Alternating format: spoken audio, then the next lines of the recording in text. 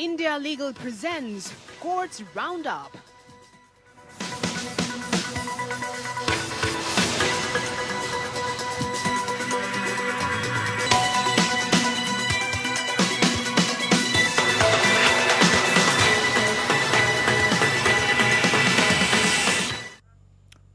नमस्कार, मैं हूं आपके साथ कुमार कुणाल धीरज। कोर्ट्स राउंड अप में आपका स्वागत है। इस बुलेटिन में अगले आधे घंटे हम आपको कोर्ट से जुड़े तमाम छोटी बड़ी खबरों से रूबरू करवाएंगे। कोर्ट की कार्यवाही और सुप्रीम कोर्ट से लेकर हाई कोर्ट और लोअर कोर्ट्स तक के फैसलों को आपके सामने रखेंगे। तो आइए शुरू करते हैं आज का courts round up. India Legal presents Courts Roundup.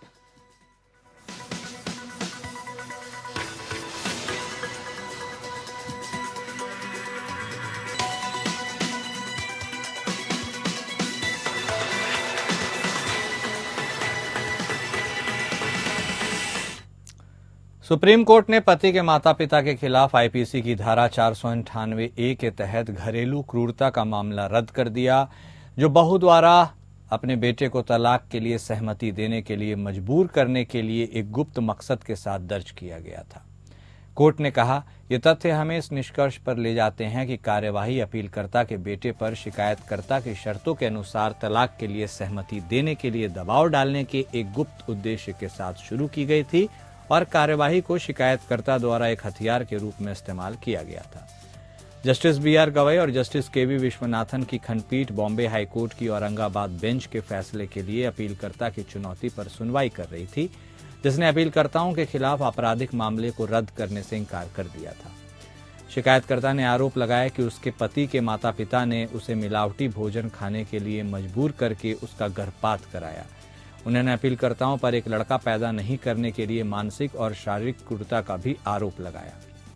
498A के अलावा भारतीय दंड संहिता की धारा 312/313 के तहत अपराधों का भी आरोप लगाया गया था। हालांकि गर्भपात और क्रूरता के बारे में शिकायत घटना की तारीख के 2 साल बाद ही पुलिस को की गई थी और यह सुझाव देने के लिए कोई सबूत नहीं था कि अपीलकर्ताओं को शिकायतकर्ता की गर्भावस्था के बारे में पता था या गर्भपात का कारण बनने के लिए कोई पदार्थ दिया गया था।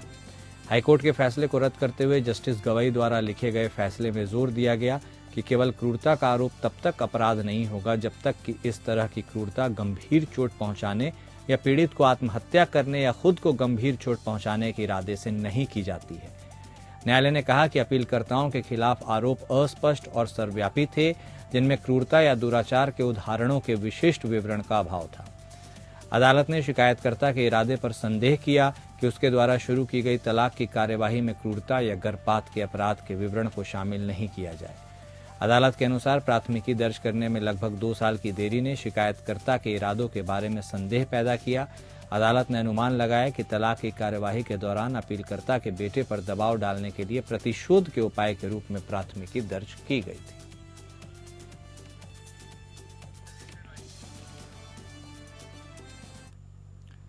सुप्रीम कोर्ट ने स्पष्ट शब्दों में कहा कि पंजाब सरकार को यह सुनिश्चित करने के लिए हर संभव प्रयास करना चाहिए कि राज्य में कानून व्यवस्था बनी रहे, जबकि किसान नेता जगजीत सिंह डल्लेवाल, जो खनौरी सीमा पर 20 दिनों से अधिक समय से आमरण अनशन पर हैं, को तत्काल और पर्याप्त मेडिकल सुविधा मिले।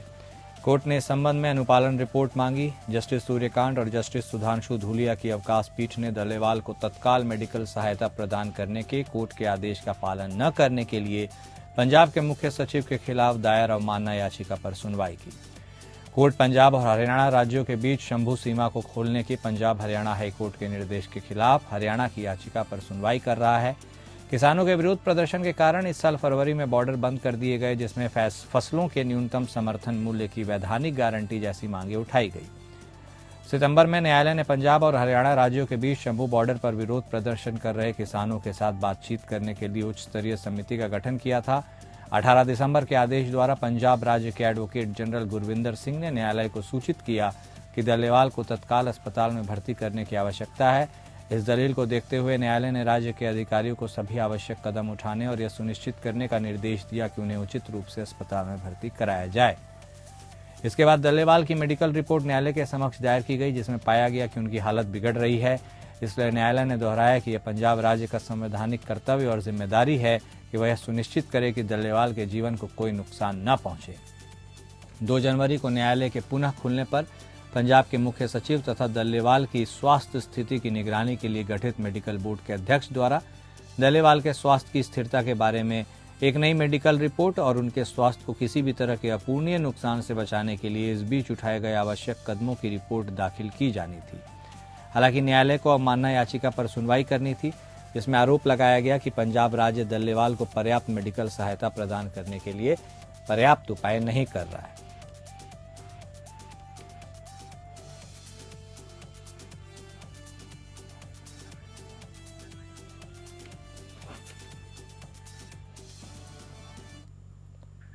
दिल्ली हाईकोर्ट ने उबर इंडिया टेक्नोलॉजीज प्राइवेट लिमिटेड और सड़क परिवहन और राजमार्ग मंत्रालय को दृष्टिबाधित वकील द्वारा दायर याचिका में नोटिस जारी किया, जिसमें उबर इंडिया के चालकों द्वारा उसके साथ किए गए भेदभावपूर्ण व्यवहार और परिवहन सेवाओं में दिव्यांग व्यक्तियों के अधिकारों की नीतियों के उचित क्रियान्वयन में कमी के खिलाफ याचिका दायर की गई।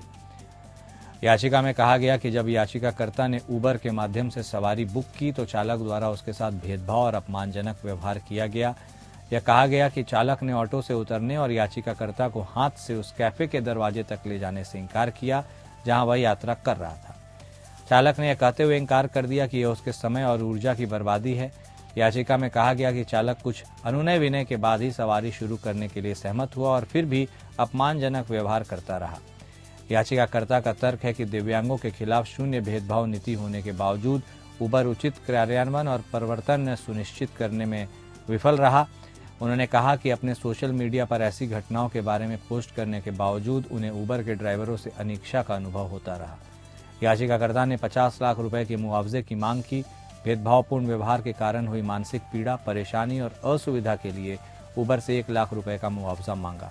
उन्होंने प्रार्थना की कि उबर पर RPWD एक्ट की धारा 89 के तहत जुर्माना लगाया जाए, क्योंकि उन्होंने अपने ऐप को सुलभ बनाने में विफलता दिखाई। इस प्रकार वैधानिक दायित्वों का उल्लंघन किया। तकनीकी और भौतिक पहुंच सुविधाओं से संबंधित विनिर्देश ड्राइवरों के लिए नियमित और व्यापक प्रशिक्षण और संवेदनशीलता के लिए एक आदेश और समय पर निवारण और जवाबदेही के लिए विशिष्ट कदम शामिल हैं। कोर्ट ने मामले की अगली सुनवाई 27 मार्च 2025 को तय की।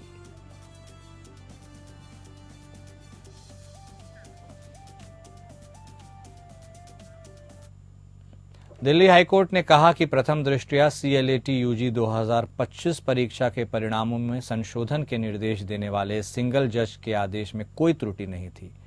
कार्यवाहक चीफ जस्टिस विभू बाखरू और जस्टिस तुषार राव गेदेला की खंडपीठ NLUs के कंसोर्टियम की ओर से दायर अपील पर सुनवाई कर रही थी, जिसमें 20 दिसंबर को सिंगल जज के आदेश को चुनौती दी गई थी। खंडपीठ ने कहा, प्रथम दृष्टया हमें इन सवालों के 2 उत्तरों को गलत पाकर सिंगल जज के फैसले में कोई त्रुटि नजर नहीं आती। न्यायालय ने यह भी देखा कि सिंगल जज ने 2 प्रश्नों की सावधानीपूर्वक जांच की और इस निष्कर्ष पर पहुंचने में सही था कि एक अलग दृष्टिकोण प्रशंसनीय नहीं था। याचिका पर अगली सुनवाई 7 जनवरी को सूचीबद्ध करते हुए न्यायालय ने स्पष्ट किया कि कंसोर्टियम सिंगल जज के निर्णय के अनुसार परीक्षा के परिणामों के साथ आगे बढ़ सकता है। अदालत ने कहा, हम स्पष्ट करते हैं कि कोई स्थगन आदेश पारित नहीं किया गया है और इस याचिका के लंबित रहने का यह अर्थ नहीं लगाया जा सकता कि प्रतिवादी द्वारा सिंगल जज के आदेश के साथ साथ आगे की प्रक्रिया के संदर्भ में घोषित परिणामों पर संदेह पैदा हो सकता है। आदेश में सिंगल जज ने 2 प्रश्नों 14 और 100 के परिणामों में संशोधन का आदेश दिया। यह माना गया कि कानून न्यायालयों के लिए कुल हैंड्स ऑफ दृष्टिकोण की सराहना नहीं करता, जहां उत्तर कुंजी स्पष्ट रूप से गलत है। यह रेखांकित करते हुए एक उम्मीदवार के साथ हुए अन्याय को पूर्ववत किया जाना चाहिए। सिंगल जज के समक्ष याचिका एक उम्मीदवार द्वारा दायर की गई थी जो परीक्षा में उपस्थित हुआ था और विशेष रूप से 5 प्रश्नों के उत्तरों को चुनौती दी थी। सिंगल जज ने 2 प्रश्नों में त्रुटियों को स्पष्ट रूप से स्पष्ट पाया और कहा कि उस पर आंखें मूंदना याचिकाकर्ता के साथ अन्याय होगा और यह अन्य उम्मीदवारों के परिणाम को प्रभावित कर सकता है। NLU के कंसोर्टियम ने याचिका का विरोध करते हुए कहा कि कंसोर्टियम द्वारा एक विशेषज्ञ समिति का गठन किया गया था, जिसने उत्तर कुंजी को अंतिम रूप देने से पहले विभिन्न उम्मीदवारों से प्राप्त सभी आपत्तियों पर विधिवत विचार किया है। जस्टिस नवीन चावला और शैलेंद्र कौर की दिल्ली हाईकोर्ट की खंडपीठ ने माना कि चूंकि याचिकाकर्ता की विकलांगताएं सेवा में रहते हुए उत्पन्न हुई हैं, इसलिए सेवा में रहने के कारण दिव्यांगता उत्पन्न होने की संभावना से इनकार नहीं किया जा सकता। पीठ ने आगे कहा कि प्रतिवादियों ने यह स्पष्ट नहीं किया कि उन्होंने याचिकाकर्ता को पेंशन का दिव्यांगता तत्व प्रदान न करने में मेडिकल बोर्ड की राय पर विचार क्यों नहीं किया और याचिकाकर्ता को विकलांगता पेंशन के गैर हकदार होने की शर्त को साबित करने में विफल रहा। याचिकाकर्ता भारतीय तटरक्षक बल में शामिल हुआ और जब वह उत्तम नाविक के रूप में सेवा कर रहा था, वह 2 दिव्यांगता से पीड़ित था। दूसरी दिव्यांगता को मेडिकल बोर्ड द्वारा जीवन भर के लिए 20% आंका गया और सेवा के कारण आंका गया। दोनों दिव्यांगताओं के लिए समग्र मूल्यांकन जीवन भर के लिए 50% आंका गया। मेडिकल बोर्ड ने सिफारिश की कि याचिकाकर्ता को दिव्यांगता पेंशन दी जाए, लेकिन बाद में पेंशन स्वीकृति प्राधिकरण ने एक आदेश पारित कर याचिकाकर्ता को केवल अमान्य पेंशन CCS पेंशन नियम प्रदान की। 11 वर्षों तक सेवा करने के बाद याचिकाकर्ता को 27 अगस्त 2013 को सेवा से बाहर कर दिया गया। याचिकाकर्ता ने दिव्यांगता पेंशन का हकदार होने का दावा किया, लेकिन प्रतिवादियों ने उसे सूचित किया कि उसे केवल न्यायालय ने माना कि उसे यह निर्धारित करना था कि क्या याचिकाकर्ता दिव्यांगता पेंशन का हकदार था, जबकि वह सेवा से अमान्य था और उसकी दूसरी दिव्यांगता सेवा के कारण थी। न्यायालय ने माना कि चूंकि याचिकाकर्ता एक कठिन क्षेत्र में तैनात था, इसलिए सक्रिय सेवा में रहने के दौरान दोनों दिव्यांगताओं के उत्पन्न होने की संभावना से इनकार नहीं किया जा सकता।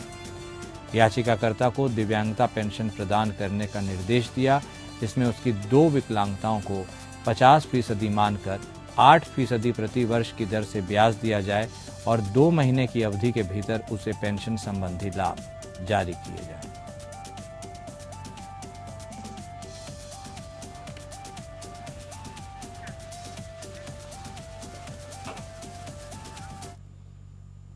दिल्ली हाईकोर्ट ने हाल ही में FIR रद्द करने से संबंधित गैर विवादास्पद समझौता आधारित याचिकाओं के शीघ्र निपटान को सुनिश्चित करने के लिए अभ्यास निर्देश जारी किए। एक्टिंग चीफ जस्टिस विभू बाखरू ने 24 दिसंबर को अभ्यास निर्देश जारी किए। निर्देशों में कहा गया कि FIR रद्द करने से संबंधित सभी गैर विवादास्पद समझौता आधारित याचिकाओं को आपराधिक क्षेत्राधिकार के लिए संयुक्त रजिस्ट्रार के समक्ष प्रारंभिक रूप से सूचीबद्ध किया जाएगा, जो समझौते के आधार पर दायर मामलों में सुप्रीम कोर्ट द्वारा निर्धारित नवीनतम दिशा निर्देशों के अनुपालन को सत्यापित और सुनिश्चित कर सकते हैं। इसके अलावा निर्देशों में कहा गया कि जांच अधिकारी को पक्षों की पहचान के सत्यापन के लिए संयुक्त रजिस्ट्रार के समक्ष वर्चुअल रूप से भी उपस्थित होने का निर्देश दिया जा सकता है। आगे के निर्देश इस प्रकार हैं। सहमति सुनवाई सुरक्षित वीडियो कॉन्फ्रेंसिंग प्लेटफॉर्म के माध्यम से वर्चुअली आयोजित की जा सकती है।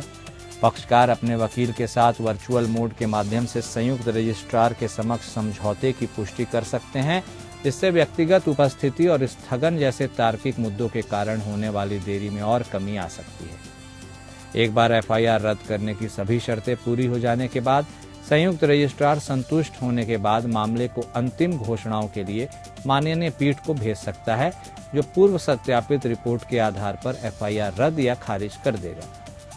यह प्रक्रिया इस अदालत के समय को महत्वपूर्ण रूप से कम कर देगी, जो अन्यथा प्रत्येक माननीय पीठ द्वारा इन समझौता मामलों की जांच करने के लिए आवश्यक हो। एक सहमति कैलेंडर भी पेश किया जा सकता है। यह कैलेंडर सभी गैर विवादास्पद समझौता मामलों को निर्दिष्ट दिनों पर एक साथ रखेगा। माननीय न्यायाधीश संयुक्त रजिस्ट्रार द्वारा भेजी गई पूर्व सत्यापित याचिकाओं की समीक्षा करेंगे, ऐसे मामलों में जहां न्यायिक हस्तक्षेप आवश्यक नहीं है। ऐसे मामलों में जहां विवादास्पद मुद्दे उठते हैं या जहां समझौता माननीय सुप्रीम कोर्ट द्वारा निर्धारित मापदंडों के भीतर सख्ती से नहीं आता है, संयुक्त रजिस्ट्रार ऐसे मामलों को लाल झंडी दिखा सकते हैं। उन्हें उपयुक्त आदेशों के लिए माननीय पीठ के समक्ष रख सकते हैं। इस प्रकार जिन मामलों में विवादास्पद मुद्दे उठते हैं, उन्हें पूर्ण सुनवाई के लिए सूचीबद्ध किया जा सकता है, जिससे कीमती न्यायिक समय की बचत होगी।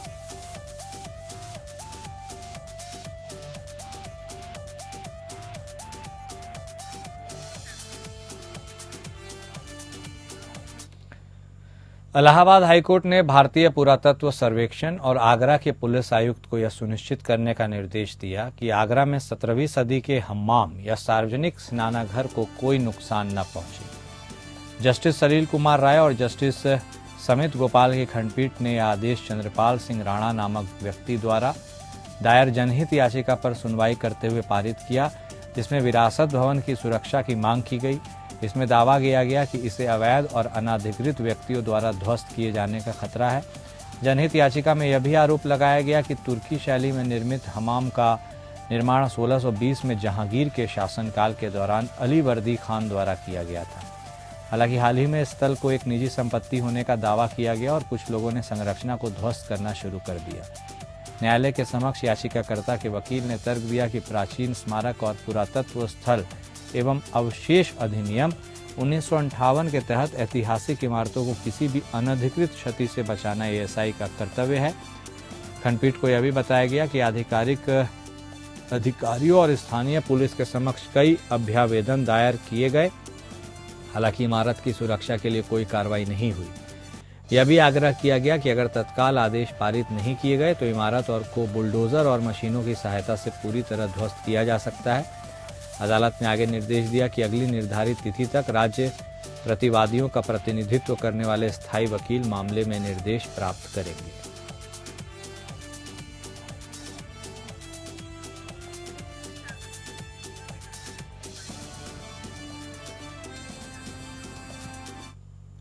और कोर्ट्स राउंडअप में अभी के लिए इतना ही। नमस्कार।